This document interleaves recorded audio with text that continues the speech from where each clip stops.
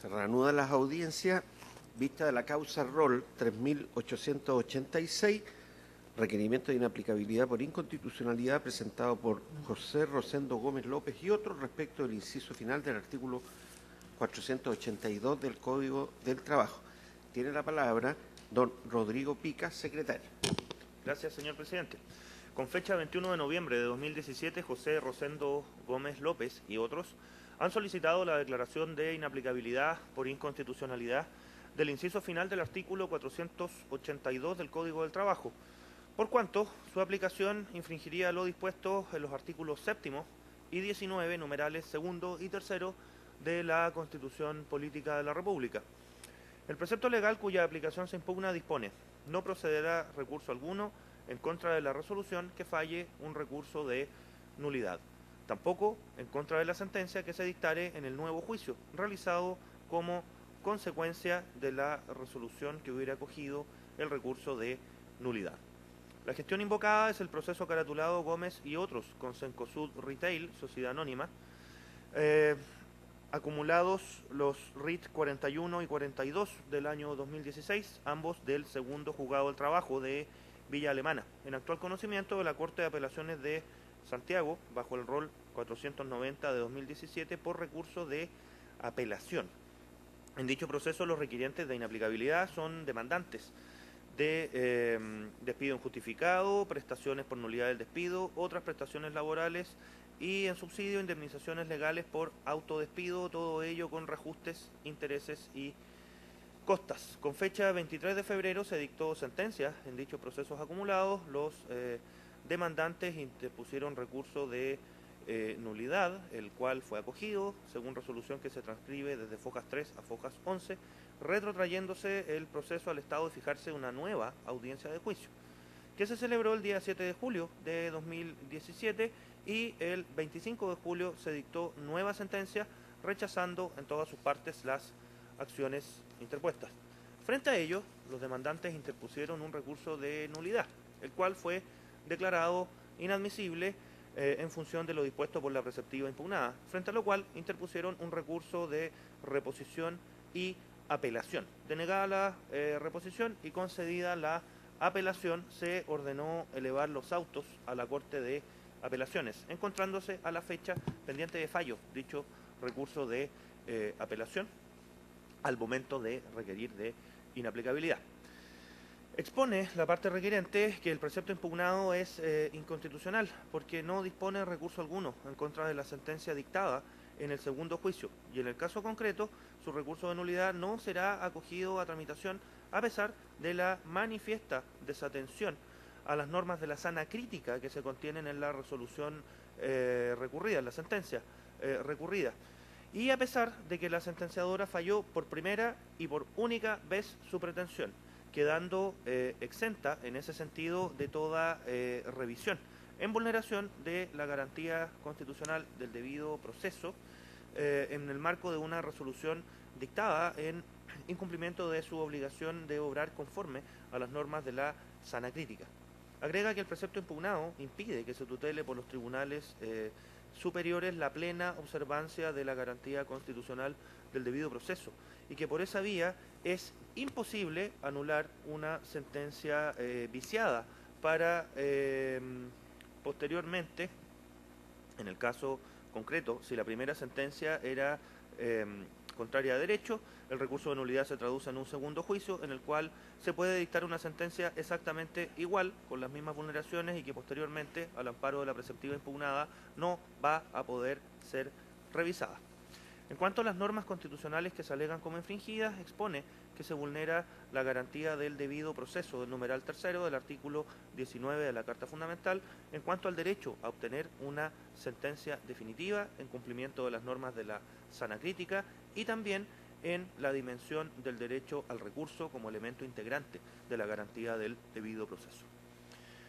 Alega, por otro lado, el incumplimiento del artículo 7 de la Carta Fundamental al validarse una actuación de un órgano del Estado que no se ajusta a las formas prescritas por la ley de acuerdo a los estándares que fija dicho artículo 7 de la Carta Fundamental. En tanto, el artículo 456 del Código del Trabajo establece un deber de racionalidad en cuanto a la fundamentación de la sentencia basada en los estándares de la sana crítica que el propio Código define. Alega también como infringidas las garantías de igualdad de los numerales segundo y tercero, inciso primero del artículo 19 ya aludido a la Carta Fundamental. Invoca jurisprudencia de este tribunal en lo referido al derecho al recurso como elemento integrante del racional y justo procedimiento, agregando que el recurso de nulidad en materia laboral es un mecanismo fundamental para dejar sin efecto sentencias dictadas sin cumplir los presupuestos mínimos establecidos por el legislador, por lo cual queda en evidencia la importancia de evitar que la sentenciadora se aparte de la sana crítica. En cuanto a la infracción al artículo 7, expresa que el vulnerar dicho estándar de la sana crítica es infringir el deber de cumplir con las formas que establece la ley, en cuanto ese deber emana del artículo 7 y se encuentra consagrado expresamente en la Carta Fundamental, y que al impedir recurso alguno, la norma impugnada hace ilusorio poder someter a revisión una sentencia que no cumple con las formas establecidas por la ley según el mandato expreso que la Constitución impone. En cuanto a las garantías de igualdad, señala que la infracción se produce al no ser la sentencia susceptible de revisión alguna, generándose así un trato discriminatorio en el acceso al recurso al privársele del recurso de nulidad. Señala que en situaciones análogas este tribunal se ha pronunciado declarando contrario al debido proceso y a la garantía de la igualdad ante la ley y a la igual protección en el ejercicio de los derechos las limitaciones a recursos establecidas en el artículo 768 del Código de Procedimiento Civil. Con fecha 27 de septiembre de 2017, la segunda sala acogió a tramitación este requerimiento, decretando la suspensión del procedimiento y confiriendo traslado para resolver acerca de la admisibilidad. Con fecha 18 de octubre se declaró la admisibilidad y se confirió traslado acerca del fondo del conflicto de constitucionalidad planteado. Evacuando dicho traslado, la requerida Cencosud Retail solicitó el rechazo del requerimiento, argumentando que en sentencia de control preventivo de fecha 26 de marzo del año 2008, este tribunal declaró en votación de mayoría que el artículo 482 del Código del Trabajo no era propio de ley orgánica constitucional, a lo cual agrega un voto disidente de 4 ministros en dicha sentencia, que estuvieron por declarar que sí era orgánico y que sí se ajustaba a la Constitución, en el entendido que dicha norma, el precepto impugnado, no impide la interposición de acciones o recursos establecidos por la Carta Fundamental, incluido el recurso de queja. Expone que en esa vertiente el recurso de queja sí sería procedente en contra de la sentencia que se dictare en el segundo juicio, pero que no cabe posibilidad alguna de otro recurso de nulidad porque se llegaría a un absurdo sin fin en la tramitación del proceso. En cuanto a las reformas procesales penales en nuestro país, alude específicamente al artículo 387 del Código Procesal Penal, que establece una regla de caracteres similares. Por otra parte, alude al artículo 483 del Código del Trabajo, que frente a sentencias de Corte de Apelaciones habilita la interposición del recurso extraordinario de unificación de jurisprudencia. Señala que el artículo 482 lo que busca es evitar una interposición infinita de recursos de nulidad, lo cual sí sería contrario a la Constitución porque atentaría en contra de la garantía de seguridad jurídica, que es una necesidad propia del proceso como medio de resolución de conflictos. Señala que en la gestión pendiente las partes habían acordado suspender la audiencia de juicio de común acuerdo, a lo que el tribunal negó lugar, y que el abogado requiriente no se presentó a la audiencia y que fue imposible ubicarlo por teléfono. La audiencia se verificó, la demandada rindió prueba y el juicio fue perdido por los demandantes por no haber acreditado la relación laboral. Señala que tras ello los demandantes recurrieron de nulidad por infracción a las garantías del debido proceso, alegando que quedaron en situación de indefensión en la audiencia. La sentencia y el juicio fueron anulados. Se verificó un segundo juicio, se volvió a rechazar la demanda, nuevamente por no acreditarse la relación laboral. Y señala que tras ello se busca una tercera oportunidad para revertir sentencias dictadas en su contra en 2 oportunidades por parte de los requirentes. A continuación descarta las infracciones a la Constitución alegadas, señala que no hay violación del derecho al recurso, señalando que al contrario se ejerció el derecho de revisión de la sentencia Se anuló la sentencia, se anuló el juicio, se realizó otro juicio del cual conoció un juez distinto y nuevamente se conoció el fondo del asunto y se rechazó la demanda. Alega que se hace una errónea explicación y fundamentación del contenido del artículo 7º de la Carta Fundamental, en tanto no guardaría relación con la normativa impugnada, lo mismo que las garantías de igualdad que se invocan respecto de los numerales segundo y tercero del artículo 19. Concluye el escrito de observaciones argumentando lo señalado por este tribunal en su sentencia rol número 986, en orden a que se señala expresamente que los procesos no pueden anularse y repetirse indefinidamente. Concluida la tramitación del proceso, se ordenó traer los autos en relación. Es todo, señor presidente.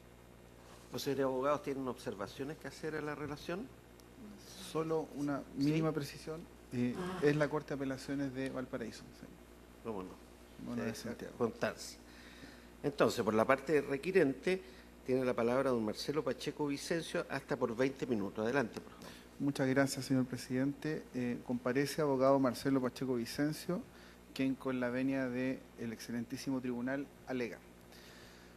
Su señoría excelentísima, para comenzar mi alegato, me gustaría hacer algunas consideraciones previas. En primer lugar, el objetivo del presente recurso, del presente requerimiento, no es que la decisión de este tribunal incida en la decisión material de la Judicatura Laboral Especializada, tanto el Tribunal de Instancia como la Corte de Revisión de Nulidad y eventualmente la Corte Suprema en su revisión de unificación de jurisprudencia. El objetivo del presente requerimiento es exclusivamente verificar el apego de una norma que, si bien es cierto es procesal, tiene incidencia en la vida del juicio, que es que se permita o no se permita recurrir ante una Corte de Apelaciones, dadas ciertas circunstancias. En segundo lugar, no es efectivo, como señala mi distinguida colega, que nosotros pretendamos dilatar hasta el infinito la discusión de este juicio, ni así tampoco que nosotros queramos contar con una tercera oportunidad. No se busca un tercer juicio. El primer recurso de nulidad interpuesto se fundó efectivamente en una infracción de los derechos y garantías constitucionales manifestados en el procedimiento,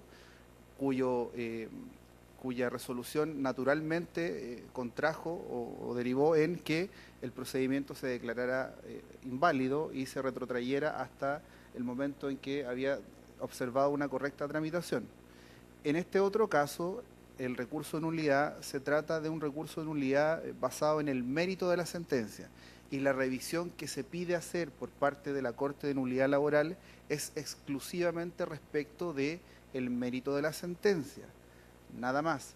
Lo que se busca es que la fundamentación se revise y se califique si está apegada o no a los parámetros legales de la sana crítica, que es la especial forma de valoración de la prueba en materia laboral. Dicho esto, su señoría, creo que es bastante claro el objetivo del presente recurso y que no pretende contravenir el espíritu de la legislación laboral actual, por cuanto todos recordamos que cuando se estableció este nuevo proceso laboral, el objetivo era establecer una justicia laboral que fuera más oportuna para principalmente los trabajadores. No pugna a la certeza jurídica ni a la seguridad jurídica el hecho de que se pueda recurrir. En ese sentido, sería casi una situación que nosotros como trabajadores, hablo yo como abogado de los trabajadores, pudiéramos entender que se está vulnerando esta oportunidad, como se vislumbró en la audiencia anterior a esta, que se discutía la indebida dilación o la dolosa dilación. En este caso simplemente se está pidiendo que se haga algo que nuestros profesores de Derecho siempre nos dijeron: señores, hay que distinguir. No se pueden aplicar las normas de manera plana. El derecho es algo que está en movimiento. La Constitución, como carta fundamental, nos establece normas programáticas o nos establece conceptos base que deben ser determinados en cada momento y en cada época, y en este caso en nuestro sistema por un tribunal como en el cual estoy alegando. En dicha circunstancia no puede ser atendida la alegación de mi contraria en cuanto a que si la ley lo establece de esa manera, está todo bien. Si ya hubo un control preventivo de constitucionalidad que fue discutido respecto a la naturaleza del tipo de norma que se estaba revisando, de si se podía o no se podía revisar su constitucionalidad. Naturalmente, en el devenir de los hechos y de los días y de los años, se van dando circunstancias o situaciones que pueden hacer entender a un contralor de constitucionalidad de que una norma deviene inconstitucional. Tal es este caso, señoría, excelentísima. Nosotros, mi parte, alega que se han afectado básicamente 3 garantías: el debido proceso, por la falta de, por la imposibilidad de recurrir, que es una garantía establecida y reconocida incluso a nivel de Convención de Derechos Humanos a nivel americano. En segundo lugar, ligado a ello, se ha argumentado que hay una consecuencia que permitiría la aplicación irrestricta de este inciso final en esta parte del artículo 482 del Código del Trabajo, es que podría permitir que un órgano del Estado observe una conducta que está fuera de los márgenes de la forma que prescribe la ley. Esto no es algo liviano. Estamos hablando de que a un juez se le impone una forma de razonar, debe cumplir con un estándar mínimo a fin de dar cuenta de que se ha observado el debido proceso y, por lo tanto, se ha respetado el estado material de derecho para con los ciudadanos en el acto más importante que él puede realizar, dictar una sentencia. El efecto que provoca la aplicación irrestricta del artículo 482, inciso final, sin hacer distinciones específicas caso a caso, genera que se pueda dar una decisión que no cumpla con una razonabilidad mínima y que no pueda ser revisada. Si no existe la posibilidad de recurrir de nulidad, tampoco existe la posibilidad de recurrir de unificación de jurisprudencia, y la posibilidad de un recurso extraordinario como el de queja se ve alejada del abanico de opciones válidas para esta parte, por cuanto se aleja de los fundamentos específicos del reclamo que se quiere hacer, que es la fundamentación de la sentencia. Finalmente, su señoría, como tercera garantía que se alega vulnerada con la aplicación irrestricta del inciso final del artículo 482 del Código del Trabajo, resulta ser una consecuencia sistémica que se produce, que es que personas que están en una misma condición se les termina otorgando un tratamiento distinto. Trabajadores que se ven en la necesidad de demandar para hacer valer sus derechos tienen un resultado posible jurídico distinto a otros. Y aquí es importante los antecedentes de hecho. ¿Qué sucedió? Se fijó primeramente una audiencia preparatoria, la que se celebró. Se fijó una audiencia de juicio, la que no se celebró, por cuanto el juez del tribunal, el juzgado de letras del trabajo de Villa Alemana, estaba enfermo ese día, y el tribunal no dispuso de un suplente, por razones que esta parte desconoce. Se reprogramó la audiencia, las partes de común acuerdo, precaviendo la situación material de que el, hasta ese momento, abogado que estaba a cargo de la causa no iba a estar físicamente en el lugar, se ejerció una facultad que es soberana de las partes, pedir la suspensión del procedimiento de común acuerdo. El juez no puede negar lugar a ello si es que se ejerce dentro de los límites legales. Esto es, en el número de veces que se ejerce en cada instancia y dentro del límite máximo de tiempo que pueda proceder la suspensión. El juez lisa y llanamente dijo, no, digo que no suspendo el procedimiento, y se hace la audiencia. Se verifica la audiencia en ausencia ya precavida de mi parte y se provoca un resultado.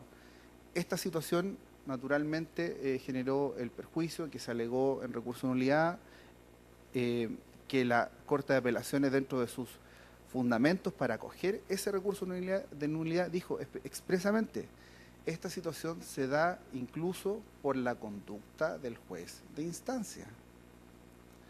¿Qué sucede? Naturalmente eso debe haber provocado alguna situación entre superior jerárquico e inferior jerárquico, que no queremos nosotros pensar que la sentencia que se dictó en el segundo juicio haya estado contaminada por ese especial reclamo que esta parte se vio en la necesidad de hacer.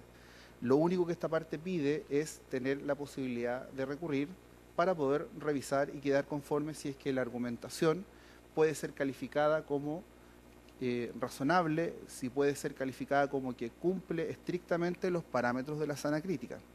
En consideración a todo esto, su señoría, esta parte solicita que en definitiva se acoja este requerimiento, se declare inaplicable la norma alegada y ello permita incidir en la gestión pendiente, que es un recurso de apelación ante la Corte de Apelaciones de Valparaíso, a fin de que nos concedan el recurso de nulidad. Muy bien.